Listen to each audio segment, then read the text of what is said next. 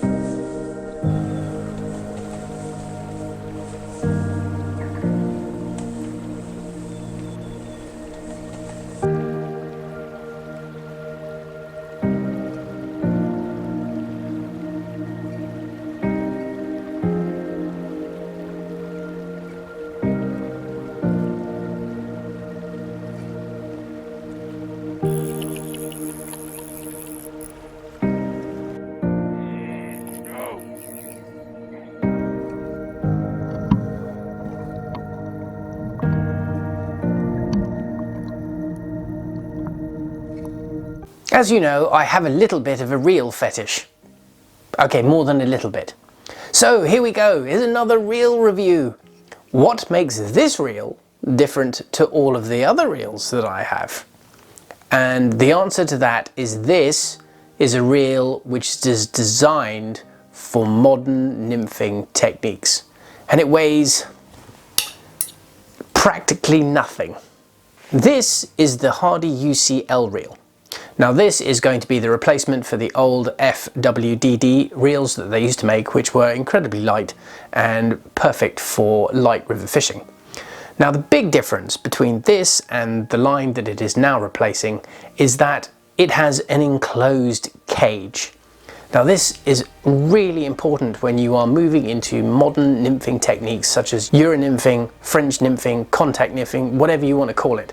All the nymphing techniques which require using pretty much only leader coming out of the rod and the tip ring. Now, why is an enclosed cage so important with that? And the main reason is what tends to happen is the leader material gets wrapped around outside of the cage and goes around the back of the reel, which is a pain. It gets covered in grease and gets covered in schmeg and all things which basically make fishing pretty unpleasant. This might just be the lightest reel that Hardy has made so far. It's 30% lighter than the old FWDD reels. It comes in 4 sizes which go from 0, 1 and 2 weight up to about 5 weight, and it weighs between 60 and 65 grams, which is a bit like a feather.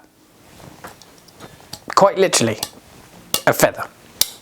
In the hand it's kind of difficult to know whether the reel weighs more or the neoprene case that it comes in. Can't really tell. It is noticeably light.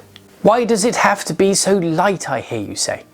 Well, the simple reason is when you are Euro nymphing or French leader fishing or contact nymphing or one of the other hundreds of thousands of different descriptions for this particular style of nymphing, you spend an awful lot of time with your arm in the air.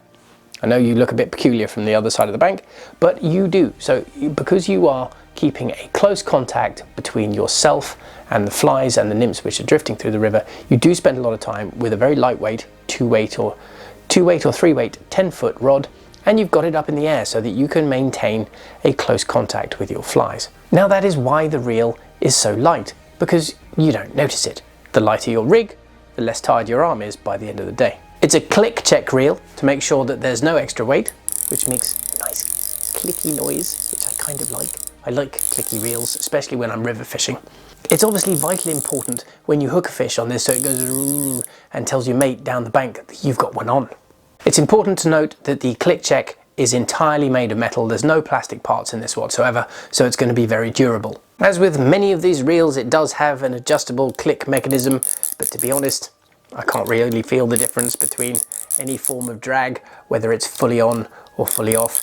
Maybe that's just my cumbersome fingers, I don't know, but I don't think it makes an enormous quantity of difference. But either way, it doesn't really matter. The new frame design has taken an awful lot of the tensile strength and moved it towards the center of the arbor, which in layman's terms means they can take out most of the metal. which makes it even lighter. There's no counterweight on this reel because that would give you more weight. There's no disc drag on this reel, which would give you more weight. And quite frankly, when you're fishing these very light river reels, you really don't need a disc drag. You can palm the exposed rim. This will deal with pretty much anything that you're going to encounter on a river. It has a nice wide arbor, so it gives you a fast style of retrieve.